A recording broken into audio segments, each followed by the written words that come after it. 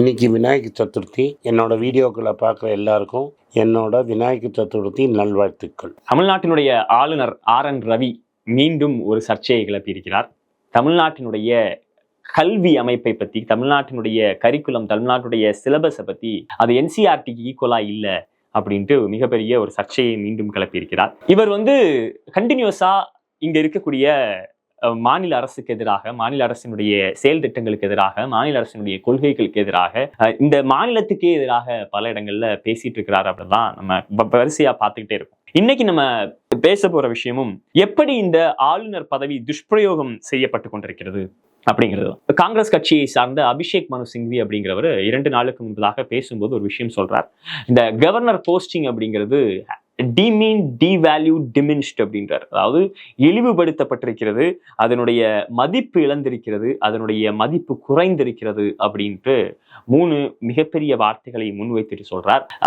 நம்ம இப்படி நடந்து கொண்டிருக்குமானால், இப்படிதான் ஆளுநர் பதவி துஷ்பிரயோகம் செய்யப்பட்டு கொண்டிருக்குமானால் நம்ம ஆளுநர் பதவியை நீக்கிவிட வேண்டியதுதான். ஆளுநர் பதவின்னு ஒண்ணு தேவையில்லை. அப்படி இல்லைன்னா மாநில அரசினுடைய சம்மதத்தோடு, மாநில அரசினுடைய விருப்பத்தோடு, மாநில அரசோடு கலந்தாலோசித்து ஒரு ஆளுநரை நியமிக்க வேண்டியதுதான் இதற்கு தீர்வாக இருக்கும். இல்லைன்னா அப்படி மாநில அரசோடு கலந்தாலோசித்து ஒரு ஆளுநரை நியமிக்க முடியாது அப்படின்னா ஆளுநர் பதவியை நம்ம தூக்கி போட வேண்டியதுதான் அப்படின்ட்டு ஒரு விமர்சனத்தை அபிஷேக் மனு சிங்வி அவர்கள் முன்வைத்திருக்கிறார்கள். இந்த விமர்சனங்கள் பல நாட்களாகவே வைக்கப்பட்டு கொண்டிருக்கிறது. அதுவும் குறிப்பாக பாஜக ஆட்சிக்கு வந்த பிறகு ஆளுநரை பயன்படுத்தி எந்த இடத்திலெல்லாம் எதிர்கட்சிகள் ஆட்சியில் இருக்கிறதோ அந்த இடத்திலெல்லாம் இவர்களுடைய அதிகார துஷ்பிரயோகம் எந்த அளவிற்கு இருந்திருக்கிறது அப்படிங்கிறத நம்ம காலங்காலமாக பார்த்து கொண்டிருக்கிறோம். 1948 கான்ஸ்டியூண்ட் அசம்பிளியில டாக்டர் பாபா சாஹேப் அம்பேத்கர் அவர்கள் பேசும்போது அவர் அடிக்கோடிட்டு காட்டிய ஒரு முக்கியமான விஷயம் என்னன்னா, கான்ஸ்டியூஷனல் மொராலிட்டியை நம்ம மக்களிடத்துல கொண்டு போய் சேர்க்கணும். கான்ஸ்டியூஷனல் மொராலிட்டினா, கான்ஸ்டியூஷன் அப்படிங்கிறது, இந்திய அரசமைப்பு சட்டம் என்பது வெறும் ஒரு காகிதம் கிடையாது. அது மக்களுடைய அங்கே இருக்கக்கூடிய மக்கள் இந்த நாடு எப்படியாக இருக்க வேண்டும், அதாவது லிபர்ட்டி, ஈக்குவாலிட்டி, ஃப்ரெட்டர்னிட்டி, ஜஸ்டிஸ் நம்ம சொல்றோம் இல்லையா, சுதந்திரம், சமத்துவம், சகோதரத்துவம், நீதி அப்படிங்கிற அந்த கூறுகளை உள்ளடக்கிய இந்திய அரசமைப்பு சட்டத்தினுடைய இந்த கூறுகள் மக்களிடத்துல கொண்டு போய் சேர்க்கப்பட வேண்டும். வெறும் ஒரு காகிதமாக இது பார்க்கப்படக்கூடாது அப்படின்னு 1948 கான்ஸ்டியூண்ட் அசம்பிளில பேசும்போது டாக்டர் பாபா சாஹேப் அம்பேத்கர் அவர்கள் முன்வைக்கிறார். இந்த ஆளுநர் பொறுப்பு அப்படிங்கிறதுமே கூட இந்திய அரசமைப்பை காப்பாற்றக்கூடிய, அதாவது மாநிலத்தில் இந்திய அரசமைப்பை காப்பாற்றக்கூடிய ஒரு பொசிஷனாக தான் இந்த ஆளுநர் பதவியும் பார்க்கப்பட்டது. ஆனால் இந்த பாஜக அரசுக்கு வந்த பிறகு பல இடங்களில் இந்த பதவி துஷ்பிரயோகம் செய்யப்பட்டு கொண்டே இருக்கிறது. எந்த அளவுக்கு துஷ்பிரயோகம் செய்யப்பட்டு கொண்டே இருக்கிறதுன்னு சொல்லி பார்த்தீங்கன்னா, அபிஷேக் மனு சிங்வி அவர்கள் ஒரு விஷயத்தை அடிக்கோடிட்டு காட்டுகிறார். ஒரு சட்டம் இயற்றப்பட்ட பிறகு, ஒரு சட்டம் பாஸ் ஆனதுக்கு பிறகு, அதுவும் லெஜிஸ்லேட்டிவ் அசம்பிளியில சட்டமன்றத்தில் ஒரு சட்டம் பாஸ் ஆனதுக்கு பிறகு அந்த பாஸ் ஆன சட்டத்துக்கு ஆளுநர் கையெழுத்திட மாட்டேங்கிறார். கிட்டத்தட்ட 8-9 தடவை திரும்ப திரும்ப திரும்ப திரும்ப அனுப்புனதுக்கு பிறகும் கையெழுத்து போட மாட்டேங்கிறார். கையெழுத்து போடாம நான் திரும்ப கோர்ட்டுக்கு போய் கோர்ட்ல வாதாடி கோர்ட்ல இருந்து ஆர்டரை வாங்கிட்டு வந்ததுக்கு பிறகு ஜனாதிபதிக்கு அனுப்பி வைக்கிறார். இதனால் அரசுக்கு பல அலுவல் பிரச்சனைகள் இருக்கிறது. மக்கள் சார்ந்த திட்டங்கள், மக்கள் நல திட்டங்கள் எதையும் பாஸ் பண்ண முடியறதில்லை.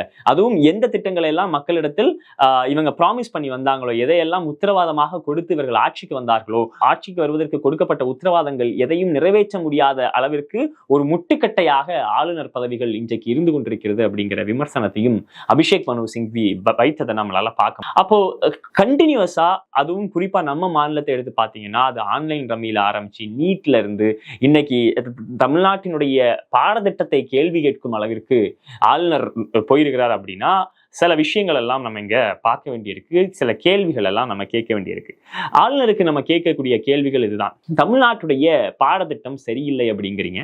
அதுவும் அந்த ஸ்பீச்ல பேசும்போது சொல்லியிருக்காரு, நான் இதை கல்லூரிகளில் பார்க்கிறேன் அப்படின்னு சொல்லியிருக்காரு. ஒரு மாசத்துக்கு முன்னாடி NIRF ரேங்கிங் வந்தது.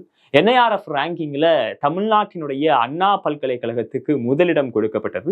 அதுவும் முதல் 10 இடங்களில் பாரதியார் பல்கலைக்கழகம் வந்திருக்கிறது. அப்போ தமிழ்நாட்டினுடைய 2 பல்கலைக்கழகங்கள் முதல் 10 இடங்களுக்குள் வந்திருக்கிறது. அதுல ஒரு பல்கலைக்கழகம் முதலிடத்தில் வந்திருக்கிறது. அப்படின்னா இந்த இந்த பல்கலைக்கழகத்திலிருந்து வரக்கூடிய மாணவர்கள் தான் இங்கு பொறியாளர்களாகவும் இன்னும் பல வேலைகளிலும் செய்து கொண்டிருக்கிறார்கள்.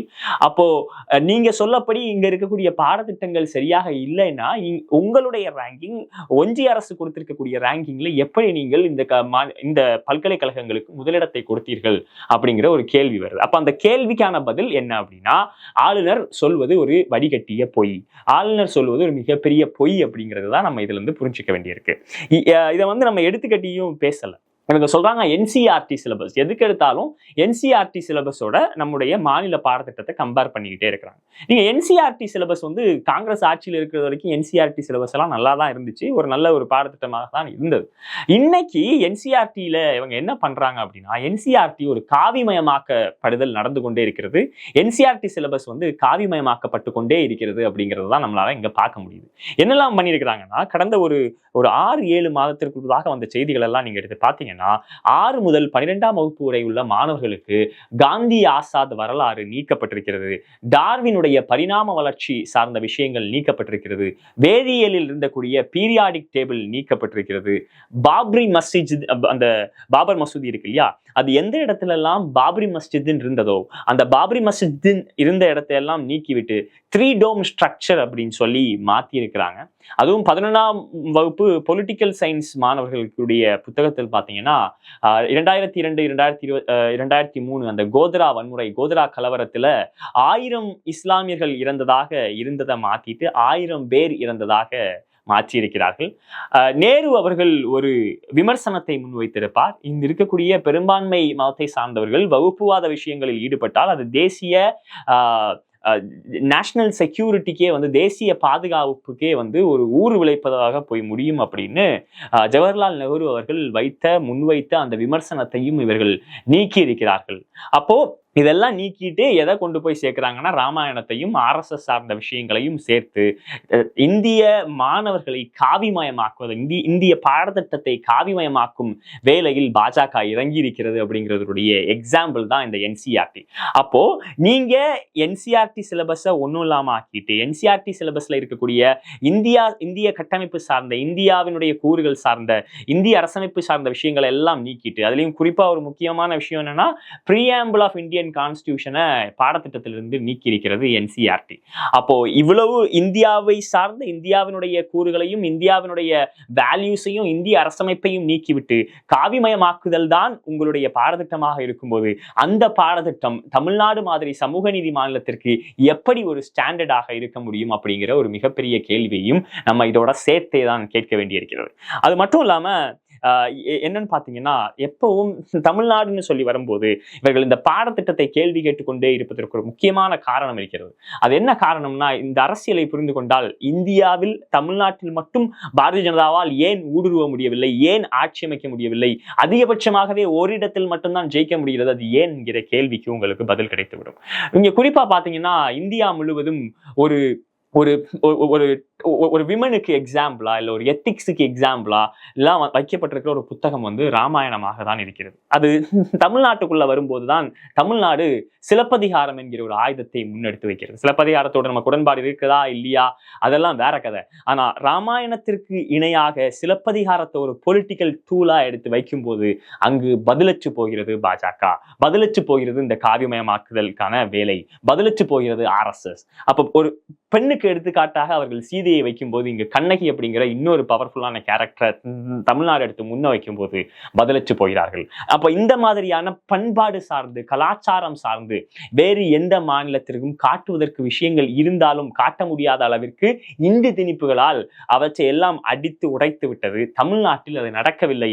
அப்போ தமிழ்நாட்டில் அது நடக்கவில்லை அப்படின்னா உடனே இவங்க கையில் எடுக்கக்கூடிய விஷயம் என்னன்னா, குவாலிட்டி ஆஃப் எஜுகேஷன், குவாலிட்டி, இந்த தரம், இந்த ஸ்டாண்டர்ட், இது எதையுமே டிஃபைன் பண்ணுங்க அப்படின்னா டிஃபைன் பண்ண மாட்டாங்க. டிஃபைன்னா இதற்கு என்ன அர்த்தம்? குவாலிட்டி, நீங்க குவாலிட்டி சரியில்லைன்னு சொல்றீங்கல்ல, எதை வச்சு குவாலிட்டி சரியில்லை, இந்த இடத்துல இந்த விஷயத்துல குவாலிட்டி சரியில்லைன்னு பின் பாயிண்ட் பண்ணி சொல்லுங்கன்னா அவங்களுக்கு சொல்ல தெரியாது.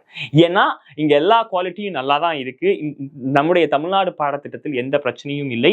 தமிழ்நாடு பாடத்திட்டத்தில் எந்த பிரச்சனையும் இல்லாமல் இருக்கிறதுனாலதான் நம்ம ஹியூமன் டெவலப்மெண்ட் இண்டெக்ஸா இருக்கட்டும், இல்ல இன்ஃபென்ட் மோர்டாலிட்டி ரேட்டா இருக்கட்டும், கிராஸ் என்ரோல்மெண்ட் ரேஷியோவா இருக்கட்டும், இல்ல அதிகமாக இருக்கக்கூடிய பெண் குழந்தைகளுக்கு கல்வி போய் சேர்ந்ததா இருக்கட்டும், இல்ல வந்து 20 24 வயதிற்குள் இருக்கக்கூடிய பெண்களுடைய திருமணங்கள் குறைந்ததா இருக்கட்டும், இது எல்லாமே இங்கு நடந்ததற்கு காரணம் இங்கு இருக்கக்கூடிய பாடத்திட்டமும் இங்கு இருக்கக்கூடிய கல்வியும் செம்மையான நிலையில் இருப்பதால் தான் நடந்தது அப்படிங்கிறத நமக்கு பல ஆதாரங்களோடவே நம்ம நிரூபிக்க முடியும். அது மட்டும் இல்லாம உற்பத்தி சார்ந்து நீங்க பார்க்கும்போது உற்பத்தியில் தமிழ்நாடு 4வது இடத்துல இந்தியால இருக்குது. அந்த உற்பத்தி ஜிடிபிக்கு கான்ட்ரிபியூட் பண்றதுல தமிழ்நாடு 4வது இடத்துல இருக்குது அப்படின்னா இது இங்க இருக்கக்கூடிய பாடத்திட்டம் சரியாக இல்லைன்னா இதெல்லாம் நடந்திருக்காது. அப்போ இந்த பாடத்திட்டத்தை பயன்படுத்தி தான் தமிழ்நாடு இந்தியாவுக்கே ஒரு முன்னோடி மாநிலமாக மாறி இருக்கிறது. அப்போ முன்னோடி மாநிலமாக இருக்கக்கூடிய ஒரு மாநிலத்துல வந்து நீங்க பாடத்திட்டம் சரியில்லை அப்படின்னு சொல்றது நீங்க எங்க இருந்து வரீங்கன்னு கேள்வி இருக்கு. ஒரு உதாரணத்துக்கு கேட்கிறோம்னா பீகார்ல இருந்து தான் நம்ம ஆளுநர் ரவி வராரு. அப்போ பீகார் மாநிலத்தினுடைய பாடத்திட்டம் எப்படி இருக்கிறது? பீகார் வந்து ஹியூமன் டெவலப்மெண்ட் இண்டெக்ஸ்ல எங்க இருக்குது? இன்னும் 1000 பேருக்கு எத்தனை டாக்டர் வச்சிருக்காங்க? நம்முடைய மாநிலம் 1000 பேருக்கு 4 டாக்டர் வச்சிருக்காங்க. 253 பேருக்கு ஒரு டாக்டர் என்கிற இடத்துல நம்ம போயிட்டு இருக்கோம். அப்ப நீங்க எங்க இருந்து வந்து யாருக்கு பாடம் எடுக்கிறீங்க அப்படிங்கிற ஒரு மிகப்பெரிய கேள்வி நமக்கு இங்க வந்து நிக்குது.